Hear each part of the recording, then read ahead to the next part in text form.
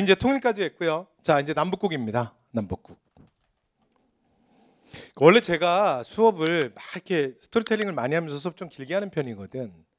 그래서 여기는 지금 어떻게 하고 있냐면 가장 많이 나오는 것만 하고 있습니다. 됐죠? 이리저리 다 막 하지 않고. 됐죠? 네. 자, 통일신라로 갈게요. 자, 그래서 첫 번째, 자, 7번째 주제 통일신라, 8번째 주제 발해입니다. 그래서 이 시대는 합쳐서 뭐라 그런다? 남북국 시대. 남북국. 신라와 발해. 그래서 조선후기 유득공이라는 학자가 이름 붙인 거고 제가 만든 건 아닙니다. 그래서 일단 7번째 주제로 우리는 통일신라 먼저 하고요. 그 다음에 8번째 주제에서 발해를 정리하도록 하겠습니다. 일단은 여러분 쉬운 건 발해가 더 쉬워요. 그리고 출제도 더 많이 돼요. 됐죠? 그래서 일단은 발해는 틀리시면 안 돼요. 되죠? 자, 통일신라부터 먼저 갈게요. 자, 통일신라는 중대, 하대 이렇게 나누거든요. 지금 우리 통일신라 하는 거야. 그러면 눈치로 말 안 했지만 눈치로. 그러면 뭐도 있을 수밖에 없어요. 상대가 있을 수밖에 없잖아요. 여기다 대고 외우라 그러진 않겠지 설마. 되죠? 그러면 신라를 이렇게 상대, 중대, 하대 이렇게 나누나요? 맞아요. 그런데 이 나눈 건 제가 제 마음대로 한 건 아니고요. 이거는 신라를 구분하는 가장 유명한 방법입니다. 그래서 김부식이라는 학자가 자신의 저서인 삼국사기에서 신라를 나눈 방법입니다. 근데 오늘날도 우리가 신라를 구분할 때 이 방법을 제일 많이 써요. 되죠? 자, 그러면 자, 상대는 방금 얘기했던 우리가 방금 한 부분이죠. 어딜 얘기하는 거야? 통일전. 삼국시대 신라를 얘기하는 거야.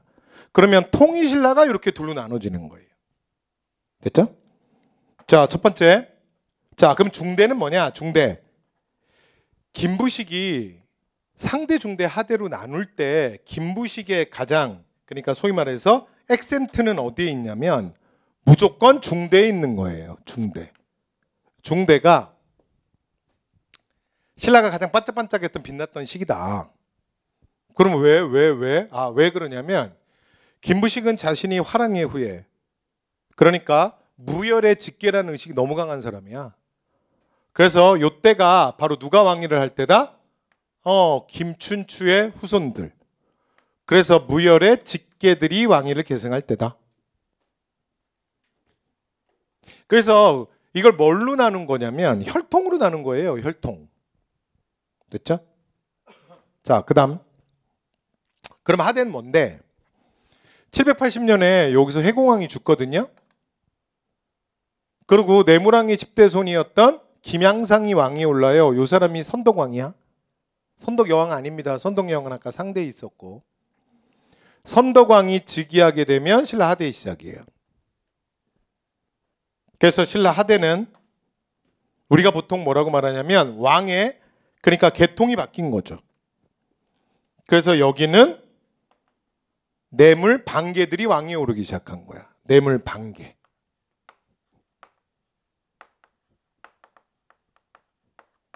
여러분, 이게 직계가 설명이 필요한가?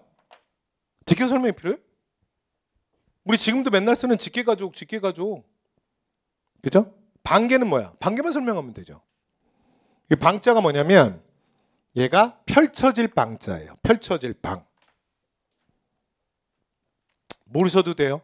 회공왕이 궁중에서 22살에 굉장히 젊은 나이였거든요. 그래서 왕과 왕비가 누군가에게 암살당해. 됐죠? 뭐 누가 죽였는지 몰라. 근데 어쨌건 왕이 죽으면서 제일 이익 얻는 사람 누구겠어? 우리가 잘은 모르겠지만 그렇지. 그 다음에 왕 되는 놈 아니겠어? 그러니까 우리가 그냥 추정만 해보는 거지. 의심의 눈초리로 보는 거지. 어쨌건 이게 780년이야. 8세기 말. 그런데 여러분 우리가 내무랑 앞에서 배웠잖아요. 내무랑 몇 세기 왕이야? 내무랑은 4세기 말 왕이잖아. 그러면 대략 몇 년 전이야? 350년에서 400년 전 아니야? 맞죠? 그래서 당시에 선덕왕이 즉위했던 김양상이 내무랑의 10대 손이에요. 내무랑의 10대 손. 아니 왕들은 또 다른 거랑은 달라서 여러분 이게 후궁도 많고 여자도 많고 자식도 많잖아. 그 이제 내무랑의 금이 아들들은 또 아들 안 낳겠어요? 그렇잖아요. 아니 이 아들은 아들 안 낳을 수도 있지. 근데 이 아들은 또 낳을 수도 있고 이 아들은 하나밖에 없지만 뭐 이 아들은 좀 더 낳을 수도 있고. 그러고 나면 이 아들들은 아들 안 낳겠어요? 이 아들도 아들 낳을 거 아니에요. 여기 이제 아들 하나만 낳고 이거 안 놓고 할 수도 있지만 이 아들은 아들을 많이 놓고 이 아들은 아들 하나만 놓더라도 이 아들도 많이 놓고 이 아들이 안 놓더라도 이 아들은 또 아들을 놓고 아니 이 아들도 아들을 놓고 이 아들도 아들을 놓고 이 아들은 또 아들을 또 많이 놓을 수도 있잖아요. 그만. 중략. 저희 지금 몇 칸 내려온지 아세요? 하나, 둘, 셋. 나 이거 3대 내려왔어. 김양상이 10대거든요. 10대? 400년 정도 차이 나거든요. 그러면 제가 이걸 계속 그리길 바라시는 건 아니죠? 중략. 10대로 바로 갈게요.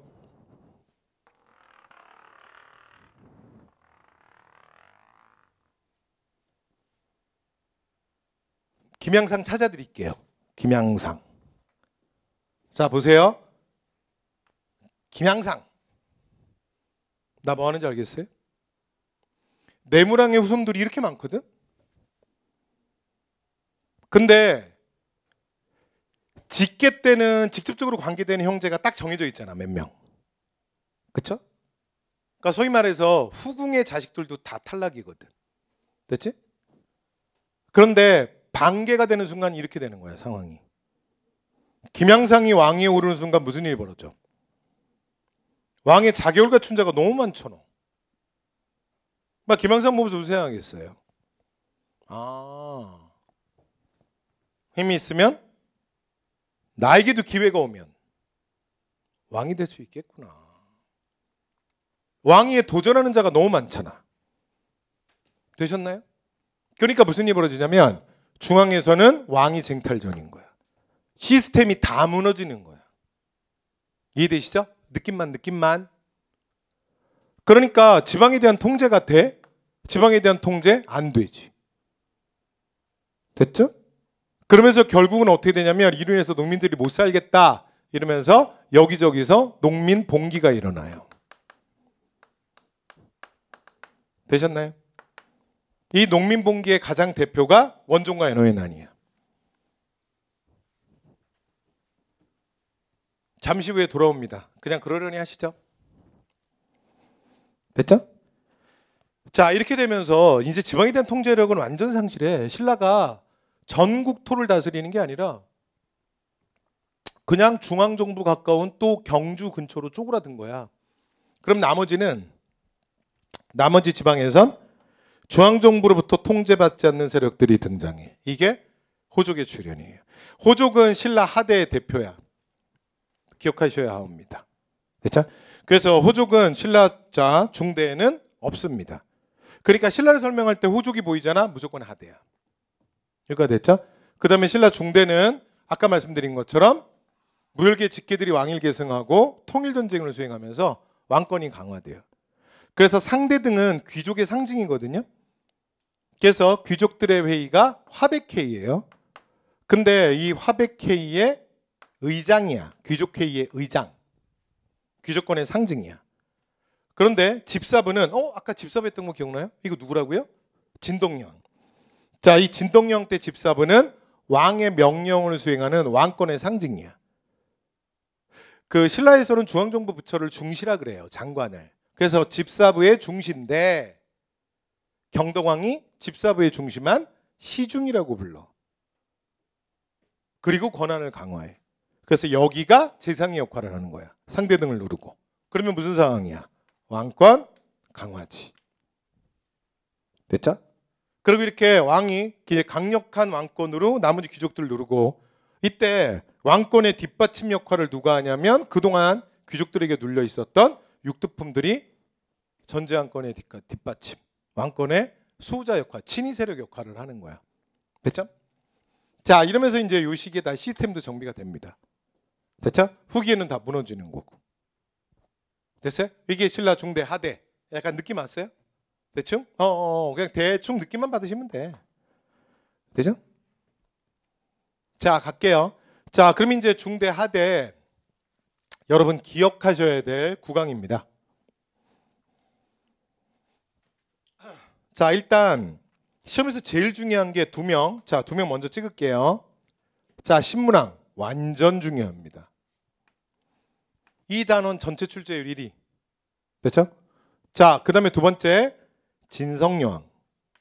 됐죠? 여기는 뭐 한 개 반이면 되겠다. 자, 지금 위에는 그러니까 여기 경덕왕까지만 여기 제가 라인을 하나 잡으면 근데 거기 여기 써 있잖아요. 여러분 거는? 안 있나? 아닌가? 써 있잖아요. 그렇죠? 알 필요도 없네. 그래서 여기 경덕왕까지가 뭐라고요? 중대. 그 다음에 원성왕 이유는 뭐라고요? 하대. 됐죠? 그래서 중대 하대 각각 대표입니다. 자, 시간선만 잡고 갈게요. 자, 신문왕 그러면 7세기 말. 그러니까 여러분 우리가 통일이 7세기잖아. 통일전 1, 2, 3, 통일과정 1, 2, 3가 다 7세기 아니야. 그 가장 끝자락이 신문왕이에요. 원래 국왕의 업적은 통치기간에 비례하거든. 근데 신문왕은 그것도 아니야. 이 제2기간도 짧습니다. 이 사람. 완전 불꽃남이야. 이해됐죠? 네. 그래서 짧은 순간에 엄청나게 다 때려잡아요. 그 다음 신라 하대 대표는 진성여왕이거든요. 시간 써드릴게요. 시간 적어보세요. 9세기 말. 됐죠? 시간에 대한 느낌 100년 단위 정도만 되시죠? 그러면 대충 이 근처는 8세기인 거야. 이렇게 히읗 들어오는 왕이 9세기야. 그리고 마지막 진성여왕이 마지막이야. 그리고 요 끝으로 가잖아. 10세기 초 이제 후삼국 분열이야. 그래서 궁예, 견원. 여기 지금 내가 호족이 출연한다 그랬잖아. 요 호족에 어디까지 나오냐면 견원, 궁예, 양길, 아작에 다 출연합니다. 왕건 다 출연해요. 이런 호족들이 본격적으로 출연하는 거예요. 아직 후삼국 분열은 아니고 조금 더 있어야 돼. 왜냐하면 일정 고을을 원래 처음에 견원은 무진주부터 시작을 해요. 무진주. 오늘날의 광주입니다. 왜냐하면 서남해를 지키는 장수였거든요. 됐죠? 그 다음에 궁예는 그 승려처럼 하고 다니잖아. 승려. 그래서 원래는 그 양길 밑에 있다. 원래는 그 기원 밑에 있었어요. 도적대들. 그러다가 이제 기원이 아주 술버릇이 고약해서 우리 두목은 술만 먹으면 그렇게 주사가 심해. 근데 주사가 어느 정도냐면 꼭 사람이 죽어. 그러니까 술만 먹으면 그 사람을 죽여요. 그러니까 부하들이 어떻게 하겠어? 이거 하루 이틀이지. 그렇죠? 그래서 어느 날 기원의 목을 잘라서 그 같이 무리에 있던 궁예한테 가요. 그러면서 우리를 이끌어 달라. 그래서 궁예가 기원의 그 도적대 무리들을 이끌게 돼요. 그런데 원주에 더 큰 도적을 만나요. 양길. 그런데 양길이 궁예를 아껴요. 어떻게든 자기 사람을 만들고 싶어해. 근데 안 됩니다. 왜냐면 여러분 늑대가 어떻게 호랑이 새끼를 키워? 그렇잖아요. 그래서 자기 딸을 시집 보내고 회유는 하지만 잘 안 돼요. 그래서 궁예가 양길 밑에 있다가 그 세력을 나중에 다 뺏어요. 그리고 나중에 후국을 건국하는데 그건 여러분 조금 더 있어야 돼요. 그러니까 진성여왕 때까지는 아직은 후삼국 분열은 아니야. 그렇죠? 요 바로 다음 왕이 진성여왕 죽고 나서 효공왕이거든요. 그때 후삼국 분열이 돼. 모르셔도 돼요. 그냥 편하게 들으시면 돼요. 자, 이렇게 해서 요 두 왕은 시대 대표이기 때문에 기억하셔야 됩니다. 특히 신문왕 완전 중요합니다. 됐죠? 자, 갑니다. 신라 중대 대표. 앞에서 우리 누구 있었죠?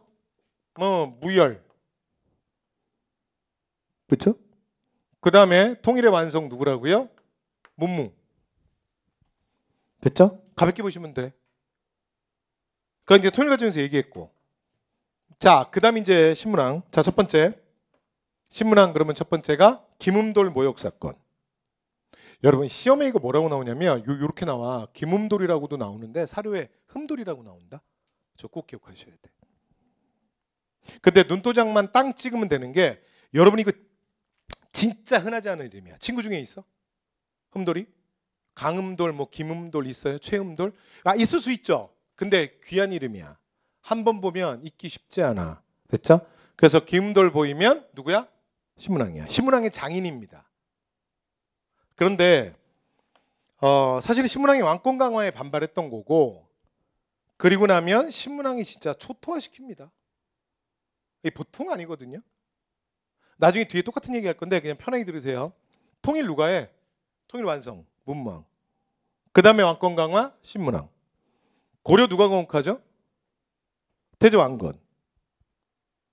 왕권 강화 누구야? 4대 광종. 조선 누가 건국해? 태조 이성계. 왕권 강화 누가 해? 3대 태종. 됐죠?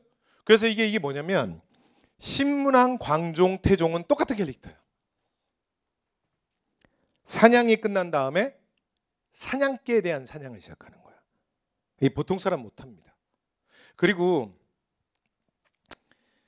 여러분 그래도 나랑 생사고락을 함께했던 개잖아. 그러니까 그냥 개새끼가 아니라 가족이 된다고. 근데 개도 사람이랑 오래 있잖아요. 지가 사람인 줄 알아. 그리고 이제 제법 몸집도 커지고 윤기도 나고. 그러면 옛날에 무조건 주인 오면 꼬리 흔들 때랑은 달라져요. 이제 의사표현 하기 시작한다고. 싫은 건 싫다고 이빨을 드러내기도 해요. 내가 개지만 그래도 너랑 평생을 같이 했는데 대우는 좀 해라. 됐죠? 그래서 이제 주인도 함부로 못합니다. 근데 이제 누가 나오냐면 피도 눈물도 없는 애들이 나오는 거야. 됐죠? 그래서 그 사냥개만 전문적으로 사냥하는 사람이 나와요. 진짜 다 때려 죽이는 거야. 그래서 실제로 여러분 이 장인이라는 게 거의 부모잖아. 일단 씨를 말립니다. 그리고 나중에 신문왕이 어느 정도까지 하냐면 기음돌 모욕 사건 때 군사 이동이 있었는데 지방관 중에 그걸 빨리빨리 파발을 안 띄우고 중앙에 알리지 않은 애들이 있어요. 지방에. 걔네들까지 찾아내가지고 다 죽여요. 됐죠? 너희는 그때 그 순간 무슨 생각한 거야?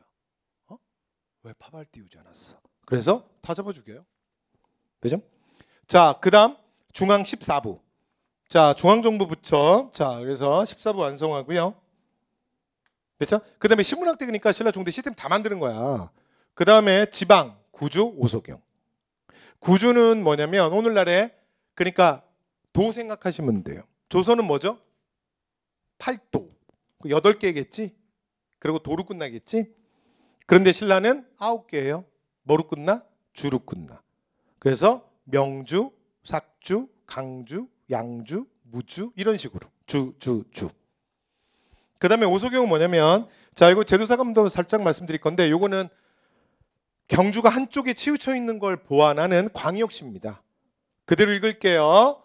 앞 안 보이는 사람 아니겠죠? 그래서 작은 서울입니다. 그래서 오늘날 우리 느낌으로 말하면 뭐야? 광역시. 그래서 부산광역시, 대구광역시, 광주광역시 그런 거 있잖아요. 자, 관료전을 지급하고 노급을 폐지합니다. 여러분 처음에 이거 외울 때 있잖아. 문장을 관료전을 지급하고 노급을 폐지한다. 이렇게 한 문장처럼 보시는 게 좋아. 근데 여러분 이거 이제 우리 경제 파트에 가면 해야 되거든요. 경제 파트 얘기해야 되는데 여러분 내가 입안에서는 경제사회 문화 되게 빨리 갈 거야. 그렇죠? 어차피 출제율 뭐 한 20-30%밖에 안 되잖아. 그래서 그리고 시간은 너무 적고 그래서 제가 처음부터 얘기했죠. 70% 80%에 집중하는 게 맞지.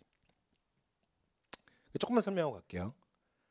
관료전이랑 노급은 그냥 일단 어떻게 이해하시면 되냐면 경제 파트에 가면 이게 고대경제에서 민정문서와 함께 이 두 개가 제일 중요해. 그냥 편하게 보세요. 이렇게 되는 거야. 관료전은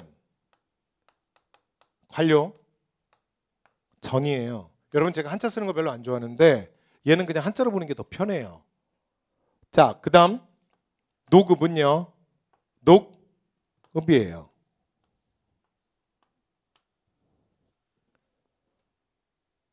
그러니까 공무원들의 직역에 대해서 월급을 주는데 어떻게 주는 거야? 전을 줬냐, 읍을 줬냐. 일단 첫 번째, 요 개념은 나중에 토지제도에서 우리가 써먹을 거야. 그래서 이게 중요한 개념인데 그냥 편하게 보세요. 아직은 국가가 전체를 다 관리하고 세금 부과하고 이게 능력이 안 돼요. 그러니까 여러분 대충 생각해도 보통 일이 아닐 것 같긴 하죠. 지방에서 누가 돈 벌고 있는데 그 파악이 될까? 여러분 하물며 21세기 대한민국 국세청도 가장 큰 고민이 뭐냐면 2023년 1월부터 12월까지 여러분의 소득이 어떻게 되는지 정확하게 파악하는 게 제일 중요해요. 어떤 납세자가 자신의 소득이 다 드러나길 원해? 당연히 숨기는 거죠. 아니 이게 엄청난 탈법, 불법을 생각하지 말고, 됐죠? 그러니까 세금 내는 사람은 소득이 드러나지 않길 원하고 세금을 걷어가야 되는, 수치해야 되는 관청 입장에서는 소득을 다 밝혀내야지. 쉽지 않다고. 그럴 것 같지 않아요? 그렇죠? 그 다음에 또 그래서 세금을 거두려면 옛날에 세금의 가장 기본이 그냥 편하게 들으세요. 편하게 들으세요. 이거 경제 살 얘기야. 10을 파악해야 1을 걷죠. 10을 파악해야. 이거를 한국사에선 뭐라 그러냐면 다펌이라 그래요. 방금 전에 말씀드렸죠? 2023년 1월부터 12월까지 홍길동의 총소득이 얼마가 되는지를 정확하게 밝히는 거야. 쉽지 않죠. 왜냐하면 정적으로 납세자가 한둘이야. 그렇죠? 맞잖아. 자, 이걸 다펌이라 그래요. 이게 돼야 10이 나와야 여러분 1이 정해지지 않습니까? 10을 모르는데 1을 어떻게 거둬요? 그렇죠? 두 번째, 그러면 10이 나오면 1은 그냥 걷습니까? 그것도 아닙니다. 이것도 장난 아니야. 왜냐하면 여러분 지금 여기 보시는 1을 그냥 단순히 수치한다고 될 일이 아닙니다. 중앙에 어떻게 가지고 와요? 여러분 중앙에 어떻게 갖고 와? 어떻게? 아, 폰뱅킹? 카카오로 보내면 되지. 뭐 통장입금? 뭐 어떻게 보내? 여러분 이 당시에는 화폐도 별로 없어. 다 뭐겠어요? 100% 현물이야. 실제 물건이 물 건너 바다 건너 강 건너서 중앙으로 와야 돼. 수치의 진짜는 운송입니다. 됐죠? 장난 아니야 이게. 근데 여기다가 무슨 문제가 있냐면 여러분 지금 이렇게 수치와 다펌, 그래서 운송하고 이게 전부 누가 하고 있는 거야? 정부가. 이게 지금 어떻게 해? 설명 안 끝났는데. 자, 혼잣말이에요. 됐죠? 자, 그래서 거뒀죠? 누가? 국가가, 정부가. 그러고 나면 그 정부에 그러니까 공직을 하는 관료들이 되게 많이 있겠죠. 정부 공무원들, 관료들이 있을 거 아니야. 그쵸? 그쵸? 그러면 이 관료들한테 정부 입장에서는 또 하나 뭐 해야 되냐면, 아니 공직자가 경제생활을 따라할 수는 없잖아. 그러면 최소한 국가가 뭐는 해야 돼? 그렇지. 여러분들은 공무원이 되시고 나면 나라 일을 열심히 하시는 거고 여러분들의 생활은 국가가 책임져야지. 맞아. 월급을 줘야 될 거 아니야. 월급을. 맞죠? 그러면 관료들에게 월급을 지급하는 거예요. 그래서 요 과정이 엄청나게 복잡하거든요. 그래서 등장하게 되는 개념이 뭐냐면 수조건이라는 개념이에요. 되셨나요? 뭐가 등장한다고? 수조건. 그래서 요 과정에서 등장하는 개념이 수조건입니다. 나중에 뒤에 써먹을 거예요. 보세요. 여기서 말하는 조는 요 10분의 1 세금 걷는 거 얘기하는 거야. 됐죠? 그래서 세금을 걷는 방법이 3개거든요. 조, 용, 조. 됐죠? 첫 번째 조가 토지세야, 토지세. 됐지? 조. 이건 세자인데. 이렇게 써야지. 조. 모르셔도 돼요. 조. 10분의 1. 그럼 얘는 뭐냐면 받을 숫자야. 그러니까 그래서 수조권이라는 개념이 등장하거든요. 들어보세요. 1, 2, 3번 요 과정이 엄청 실이 복잡하지. 전국에 공무원이 몇 명이겠어? 전국에 세금을 걷어. 이제 끝났어. 자, 전국에 걷어야 되는 세금을 걷은 지역은 얼마겠어? 엄청 많겠지. 그래서 정부 입장에서 엄청나게 행정력이 투입된다고. 그래서 행정에 간소화를 위해서 등장한 개념이야. 관리에게 과전이라 그래서 지정을 해줘. 그러면 그 관리가 특정하게 지정되는 이 땅에 수조권이라는 권리를 받는 거예요. 그럼 이 수조권이라는 게 무슨 뜻이냐면 조금 전에 위에서 보셨던 1번과 2번과 3번이 원스톱으로 한 방에 다 끝나는 거야. 그러면 정부 입장에서는 얻는 게 뭐야? 엄청난 행정에 간소화지. 되세요? 결론. 자, 빨리 얘기할게요. 여러분들, 제가 지금 이거 엄청 빨리 가야 되는 말인데 엄청 자세히 얘기한 거야. 더 이상은 안 돼. 만약에 들은데 잘 이해가 안 되거나 좀 만약에 그렇잖아요? 그러면 그냥 관료된 나랑 안 맞는구나 라고 생각해. 이해됐죠? 다시. 10분의 1세, 10분의 1세, 10분의 1세를 거둬야 되는 농민이 있어. 그 다음에 여기는 공직자들이야. 공무원들. 얘요 얘. 신발 왜 나는 농민이고 쟤는 관리니? 그러지 마시고. 얘야 얘. 농민이 있어. 공무원이야.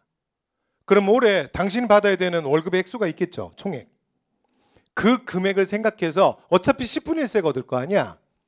그러면 10분의 1에 해당하는 토지를 생각하는 거야. 정부가. 왜냐하면 정부는 데이터가 있잖아. 아니 물론 10분의 1세니까 올해 10이 얼마인지 모르지. 10이 정해져야 1이 정해지니까. 단 지난 20년간 평균이라는 건 존재할 거 아니야. 왜냐하면 국가는 매년 세금을 걷어왔으니까. 정확한 금액은 아니지만 평균치라는 건 존재할 수밖에 없잖아. 뭔 말인지 이해되시죠? 그래서 그 정도로 생각해서 그 정도의 땅을 과전이라고 설정하는 거야. 그리고 이 공무원한테 당신이 가서 받아가. 돼요? 다시 마무리할게요. 국가는 땅과 공무원, 땅과 공무원을 매칭만 시키는 거야. 그리고 국가는 빠져. 그러면 나머지는 오토매틱으로 도는 거야. 이해돼요? 엄청난 행정에 간소화하지. 여기서 등장하는 개념이 뭐다? 수조권입니다. 그래서 나중에 이거 경제 파트에서 이거 기억나시죠? 나중에 뒤에 이건 고려 전식과 조선 과정법에서 엄청 중요합니다. 그러니까 일단 오늘은 이거 그냥 용어 설명만 한 거예요. 앞으로 우리가 한국사 시간에 배우는 국가가 관리에게 직역을 대가로 토지를 지급하였다라는 이 모든 토지는 토지에 수조권을 지급했다라는 말이 생략된 겁니다. 그렇게 그냥 읽어주는 거야. 교과서 저자도 그렇게 쓰고 다 그렇게 읽어요.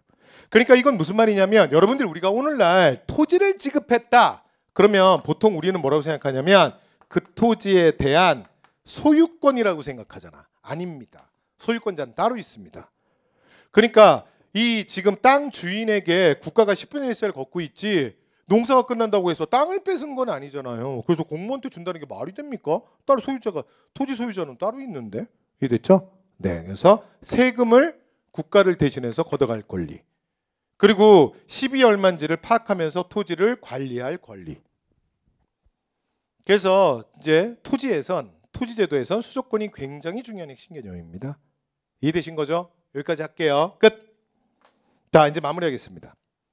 그러면 자, 관료전 뭔지 아시겠죠? 이 지워졌으니까 여기다 다시 쓸게요. 뭐라고요? 관료전. 여기다 다시 쓸게요. 관료전. 그리고 노급. 자, 편안하게 저 좀 봐요. 이거 외우지 말라고 말이 길어진 거야. 관리가 직역에 대한 대가로 받는 게 녹이지. 사실은 같은 말이야. 그러니까 지워도 돼.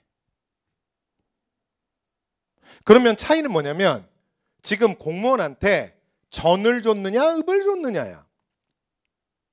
돼요? 그러면 전은 뭔데? 전은 뭐야? 전은 뭘 준 거야? 전은 그렇지 말 그대로 그렇지 땅을 준 거야. 여러분 한국 사회에서 이게 전이란 말 앞에 계속 나오거든. 전은 항상 뭐라고 읽냐면 밭이라고 읽는 게 아니라 땅이라고 읽는 거야. 한국사 사료에는 밭은 뭐라고 나오냐면 한자로 말을 한자를 써서 한전이라고 나와요. 그 다음에 어떤 땅은 수전이라고 나와요. 그러니까 땅에 물이 차 있는 거야. 그럼 뭐야? 논인 거고 땅이 말라 있으면 밭인 거야.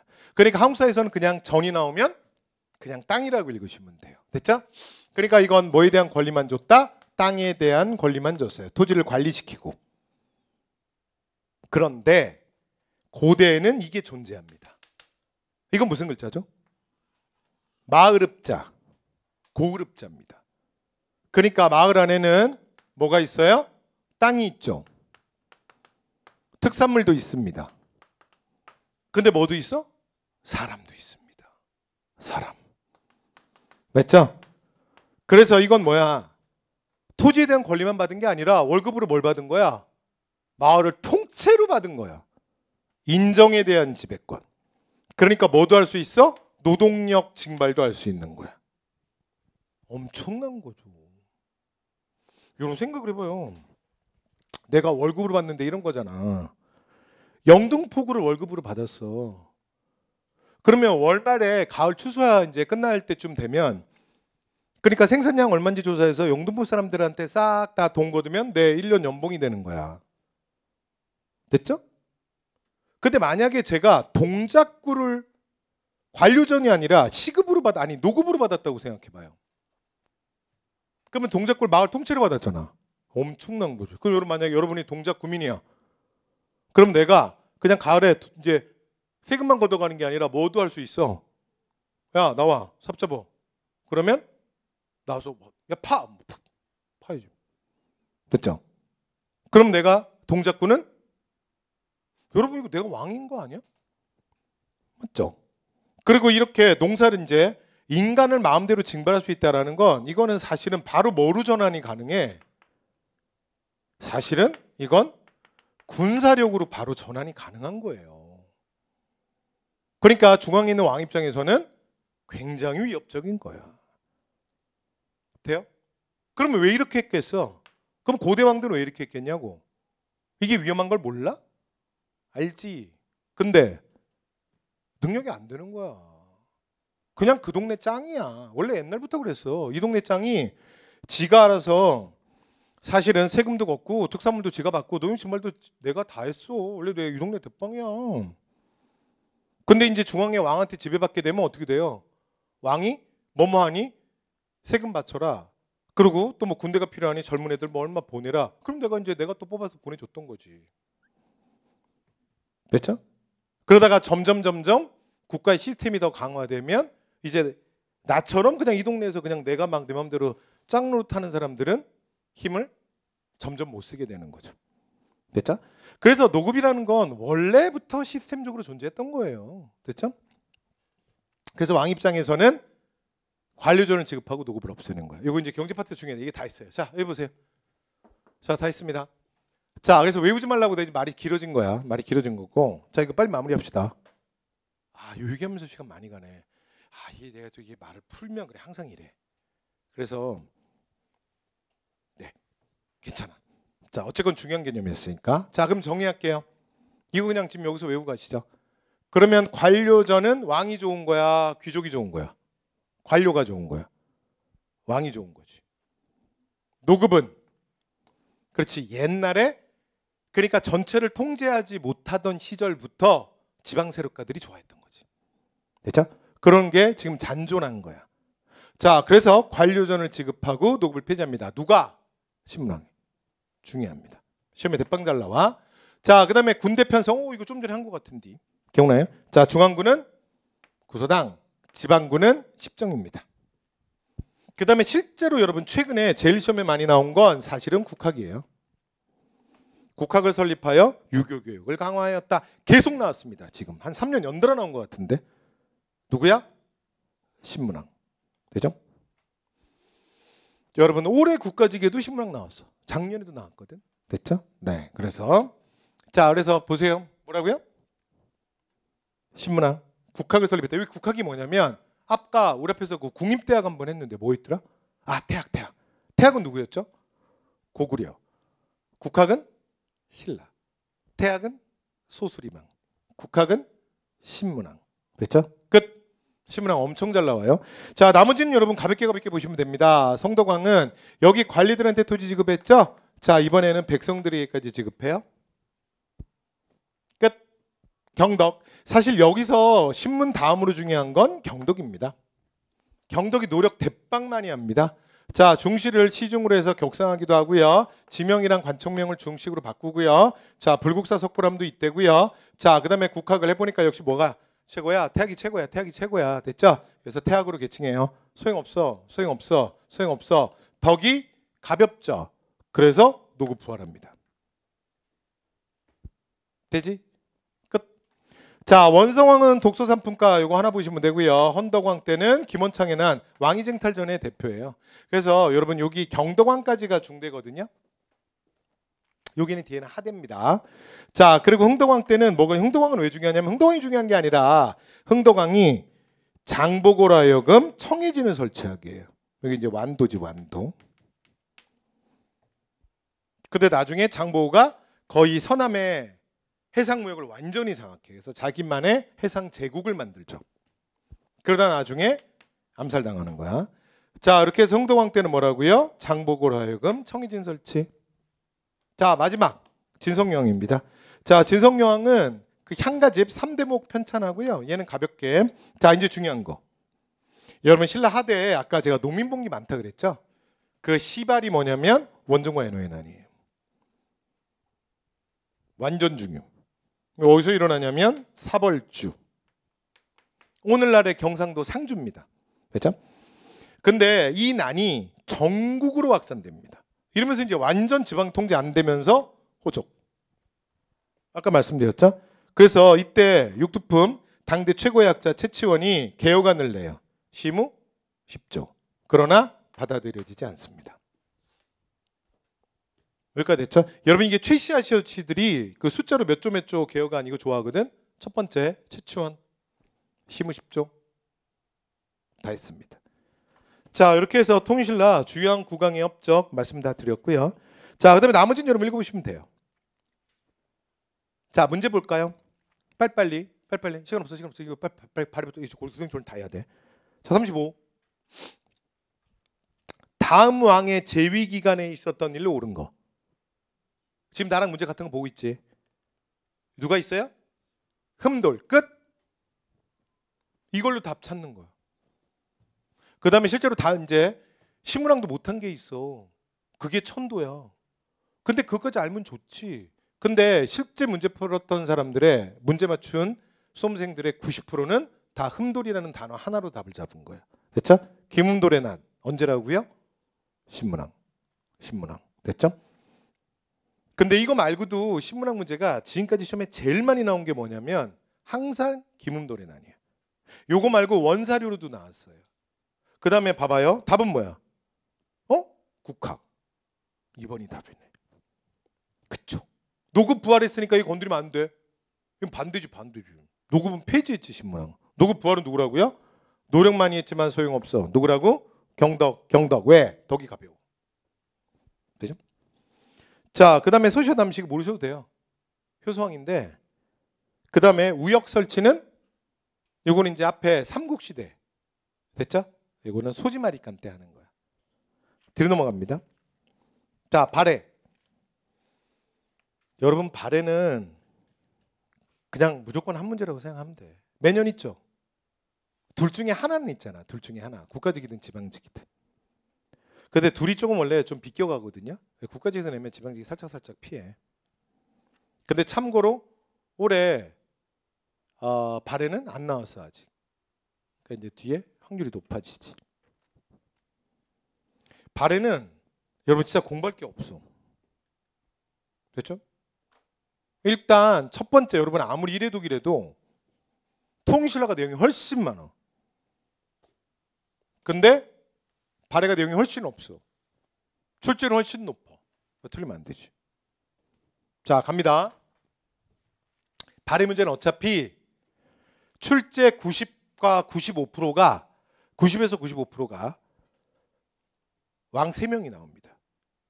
발해 구강 1, 2, 3, 1, 2, 3 출제 전체 90%예요. 됐죠? 그러니까 일단 요것만 먼저 보고 나머지 무시하셔도 돼. 그 나머지가 뭐냐면 고려 계승식과 관련된 얘기, 문화 이야기, 발해 제도사 이야기. 근데 요게 내용은 훨씬 많은데 거의 출제 안 돼. 근데 아예 안 되는 건 아니고 아주 가끔 나와. 10번 중에 1번. 됐죠? 20번 중에 1번. 그러니까 그거부터 뭘 처음에 보셔. 왕들만 보면 되지. 됐죠? 자, 첫 번째 고왕. 자, 발해 건국자죠. 대조영. 698년에 만주 길림 도나시 동무산에 건국합니다. 원래 나라 만들 때 이름은 진이었어요. 진. 그러고 나서 당나라가 자 대조영을 발해 군왕이라고 부르면서 발해라는 국호가 거기서 유래해요. 됐죠? 그리고 발해 고왕, 자 대조영, 연호가 뭐야? 천통. 천통. 여러분 이거 연호 외우셔야 돼요. 여기 좀 보실래요? 발해가 모르셔도 돼요. 편하게 698년에 건국돼서 926년에 멸망하거든요. 우리가 이제 고려사에 가면 후삼국 분열, 그 다음에 왕건의 후삼통일 얘기를 할 거야.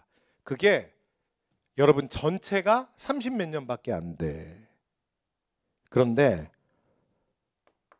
발해는 3, 40년 있었던 나라가 아니야. 몇 년? 230여 년간 있었던 나라야. 우리가 발해를 너무 모르는 거죠. 물론 누구 탓을 하겠어. 우리 역사가 우리가 우리 역사를 지키지 못해서지. 그리고 국왕은 총 15명이에요. 그리고 가장 특이한 건 한국사 시험 전체에서 연호가 이 나라처럼 많이 나오는 나라는 없습니다. 무조건 기억하셔야 돼요.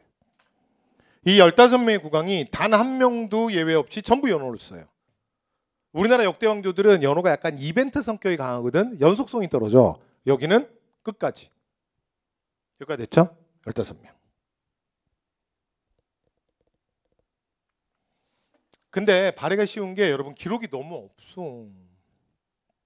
근데 우리 잘못도 있지만 또 변명을 하자면 발해 멸망과 그 이유가 너무 미스테리해.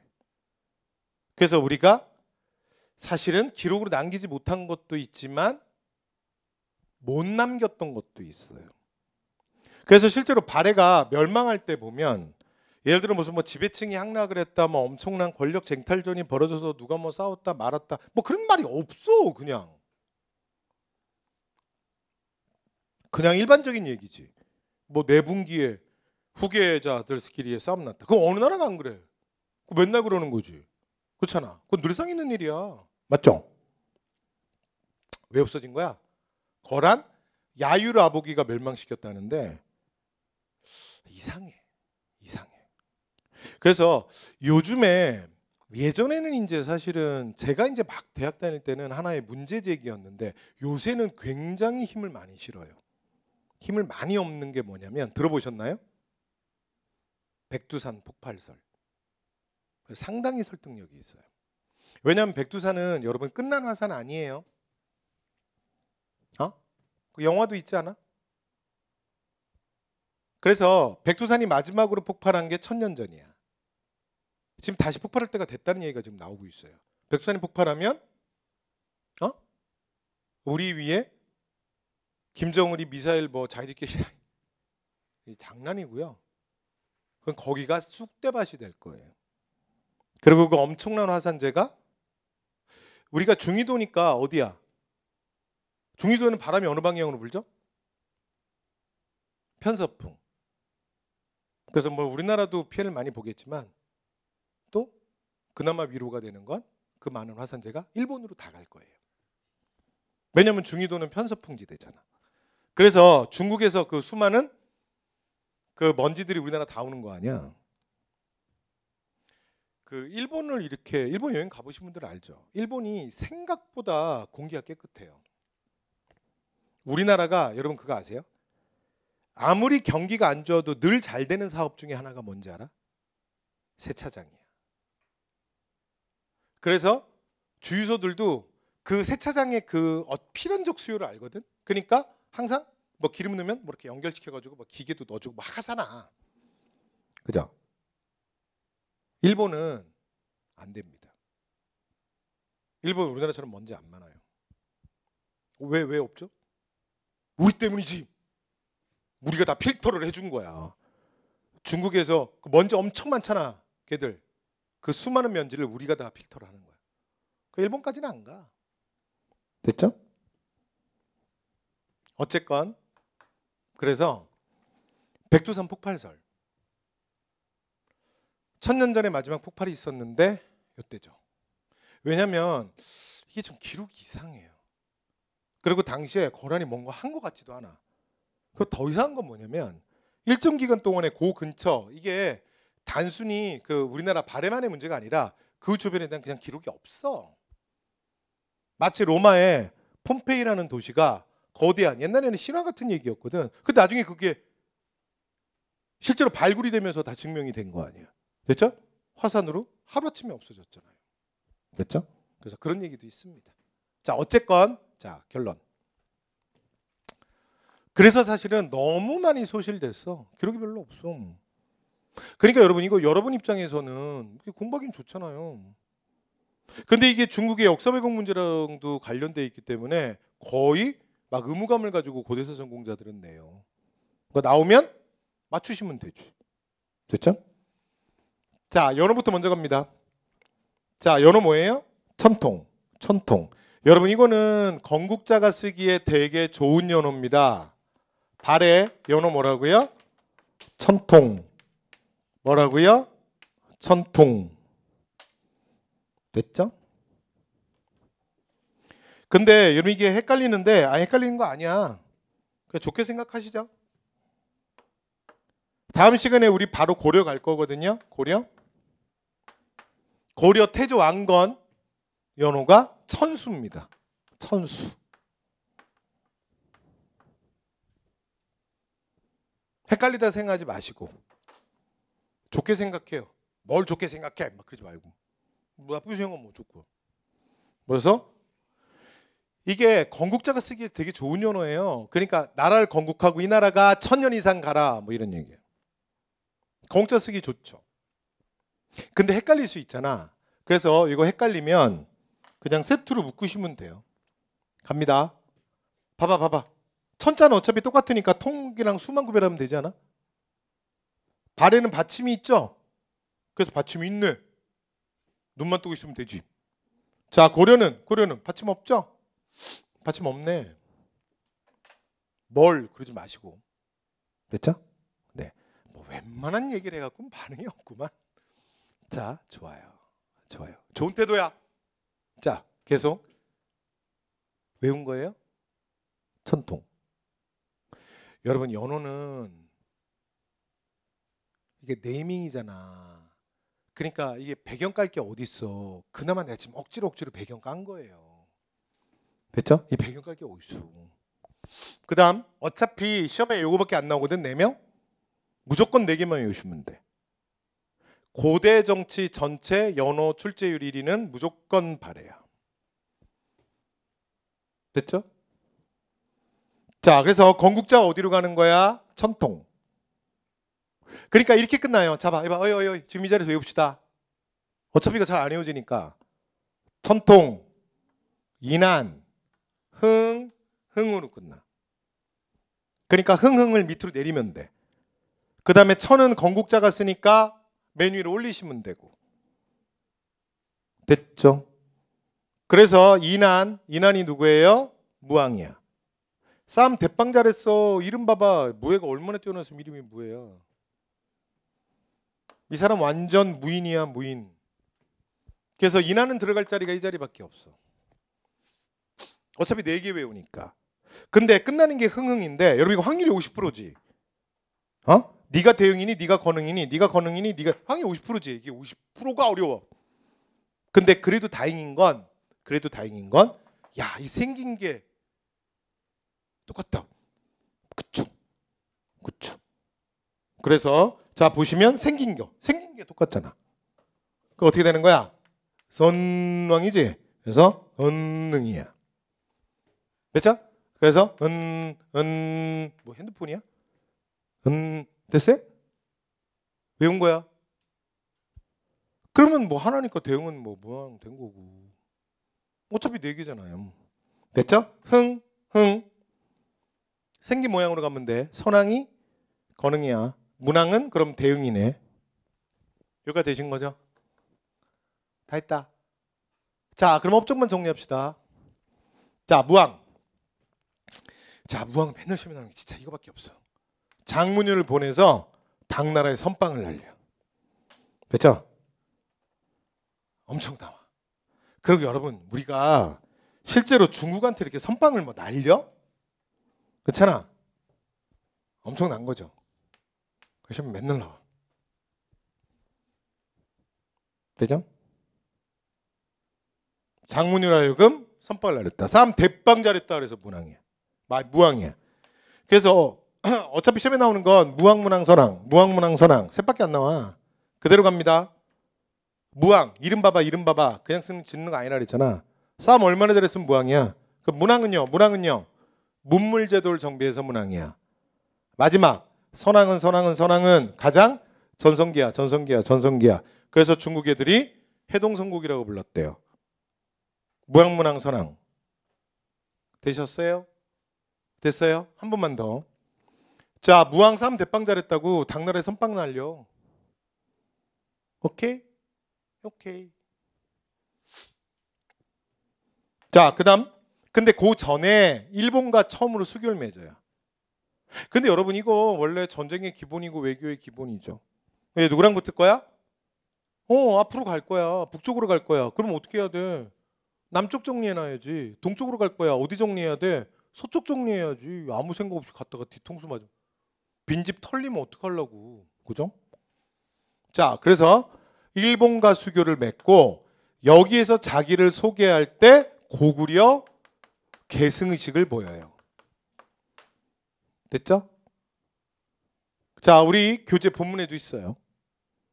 자, 그리고 당나라와 전쟁을 시작해. 선빵. 됐죠? 자, 문왕 갑니다. 자, 문왕은 문물제도를 정비한 거야. 그래서 천도의 왕이야. 상경, 동경, 계속 천도. 도 옮기는 거. 자, 그 다음에 당과 친선관계를 맺어요. 그래서 선진문물 받아들여서 자, 이제 어떻게 하냐면 어디 갔어? 자, 중앙 시스템을 정비합니다. 중앙. 그러니까 중앙은 문왕이고요. 당나라 선진제도 받아들여서 5경 15부 62주 지방행정 정리하는 건 선왕이에요. 중앙 정리하고 지방 가는 거야. 됐어요? 자, 무왕, 문왕은 뭐였어? 무왕은 싸움 대빵 잘해서 당나라에 선빵 날리고 전쟁했던 거고, 문왕은 당나라는 누가 뭐래도 당시에 세계 최대 선진국이야. 됐죠? 여러분 8세기 세계 3대 도시가 당나라의 장안이야. 그 중에서도 베스트 오브 베스트예요. 탑 오브 탑. 천년 로마의 수도 비잔티움, 아바스 왕조의 수도 바그다드, 그리고 당나라의 수도 장안, 지금은 우리가 시안이라 그러죠. 서안, 시안 이렇게 부르는데 8세기 세계 3대 도시야. 오늘날에 중국 생각하면 안 돼. 오늘날에 뉴욕을 생각하셔야 돼. 인종박물관. 그래서 길을 걸으면 수많은 피부 색깔, 그러니까 눈동자 색깔이 계속 다른, 우리가 색목인이라고 부르거든요. 눈 색깔이 다른 사람, 파란 눈, 빨간 눈, 그렇게 또 부르는 이름이 있어요. 그래서 조선 후기에 서양 애들 대포 가지고 들어와서 활용하거든.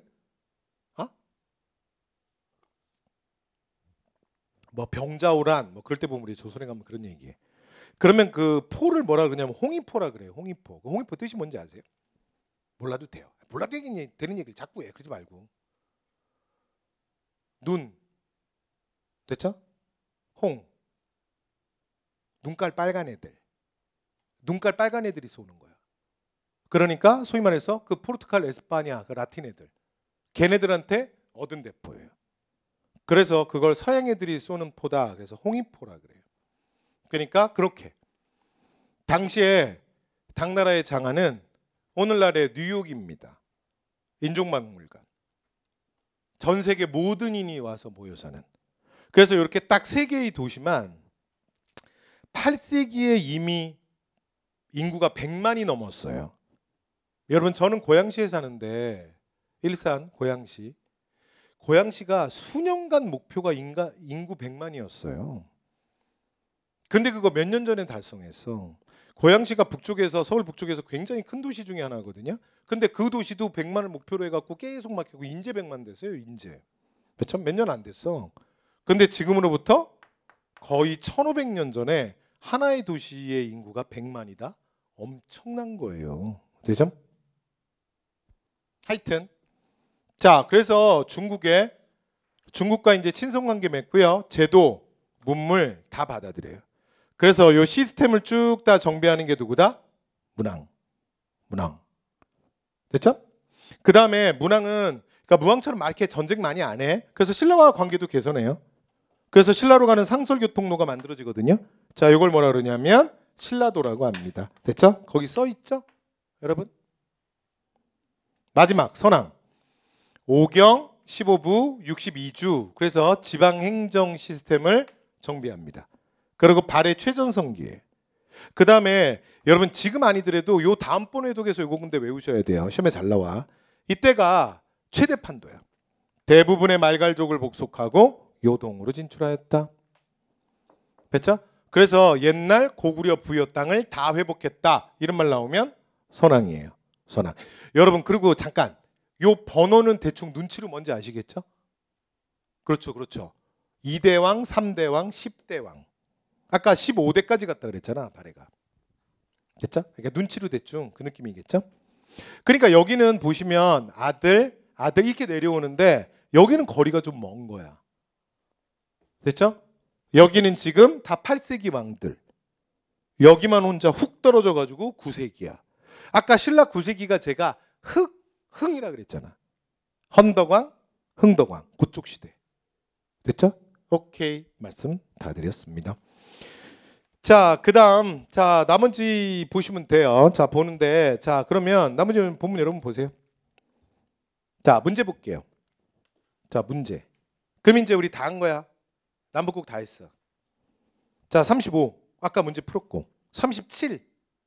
발해 문제 갑니다. 37. 나랑 같은 거 보고 있어요? 당현종 누구지 모르지. 하여튼 당나라는 것만 알면 되지. 시간 나왔으니까. 현종인지 헌종인지 알게 뭐야.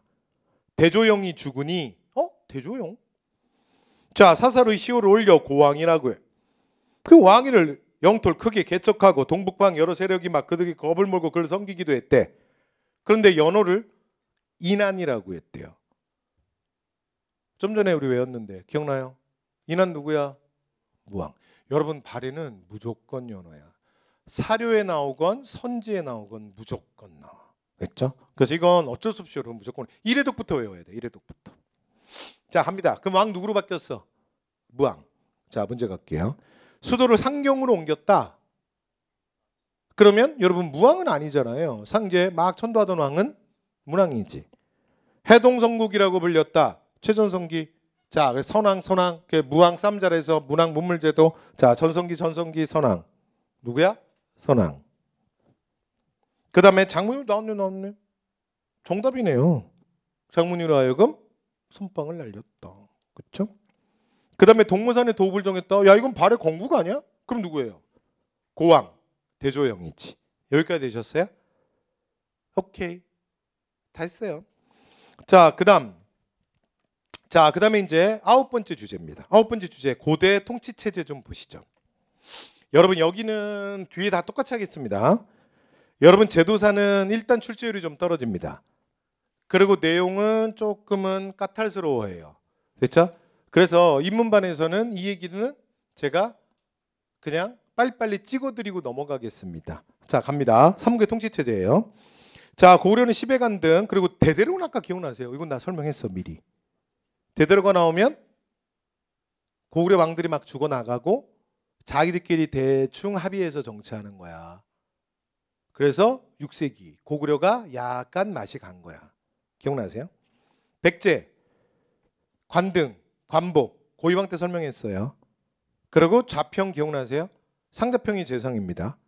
밑으로 내려와서 신라, 골품제와 연합됐고요. 버프왕 때 정비예요. 밑으로 내려갑니다. 지방행정, 부, 방, 주라고 불러요. 됐죠? 그 다음에 지방행정 조직은 군사 조직과 일치합니다. 왜냐하면 중인 주민 지배가 군사적 지배여서 그래요. 밑으로 내려옵니다. 고구려 수도는 5부, 5부, 6부. 여러분 이런 건 원래 외우는 게 아니에요.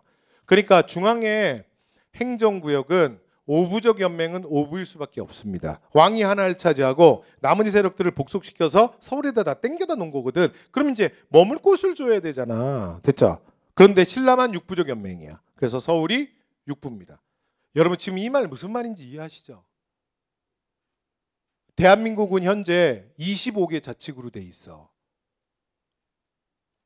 강북구, 도봉구, 서초구, 관악구, 영등포구. 설마 나보고 25개를 하라고 하지는 않으시겠죠? 됐죠? 25개. 이게 5개라고.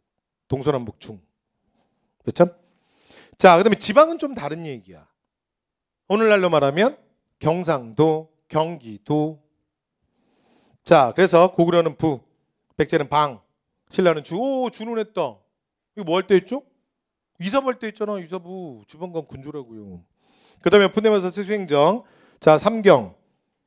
그냥 그러려니 하세요. 22담론 시험에 잘 나와. 이거 뭐 할 때 했더라? 무령왕, 무령왕. 앞에서 할 때 했어요. 오늘 한 내용이야, 오늘. 그 다음에 이소경은 중요한 게 아니라 통신라 때 오소경이 나오거든요. 우리 뭐 할 때 했더라? 신문왕. 그 오소경의 전신이 이미 있는 거야. 됐죠? 그거만 알아두시면 돼요. 자, 옆으로 넘어와서 통신라 통치체제. 집사부의 밑줄. 이거 누가 만들었다고? 진덕여왕. 완전 중요해요. 됐죠? 최고의 간청이야. 그 다음에 관리 비리는 사정부입니다. 관리 감찰. 됐죠? 그래서 공무원이 예를 들어 민원인을 바깥에서 만났네. 뭐야. 근데 아니에요. 막 사정해도 안 돼. 그래서 사정부야. 그 다음에 지방은 오주. 근데 나중에 장관을 총관으로 바꾸고 다시 도독으로 바꿔. 근데 중요한 건 오소경. 됐죠? 통신하는 거예요. 이 오소경이 그러니까 수도가 한쪽에 치우쳐 있는 걸 보완하기 위해서 만든 광역시라 그랬죠. 군사제도는 구서당, 십정. 이거 누구라고요? 신문왕. 자, 발해 삼성육부. 근데 그 중에 명칭을 좀 발해가 막 바꾸거든요. 정당성의 장관이 대내상이야. 근데 이 대내상이 사실은 재상입니다. 재상. 됐죠? 그래서 원래는 중국에 이게 상서성인데 상서성을 발해는 좀 높이 세워요. 그래서 이건 이제 정당성인데 여기에 재상을 대내상이라 그래. 이 사람이 발해는 재상이야. 자, 그다음에 명칭을 원래 이게 2호의 배은공 이런 적인데 요걸 2개로 나눠요. 그다음에 또 자사정, 우사정. 거기다가 이름도 원래 2호의 병영공. 요건 다음번에 한번 얘기할게요. 근데 유교식 명칭으로 바꿔. 충, 인의, 지의 신. 끝. 자, 그다음에 지방행정. 좀 전에 했죠. 오경 15. 이거 누구라고요? 어느 왕이 했다고요?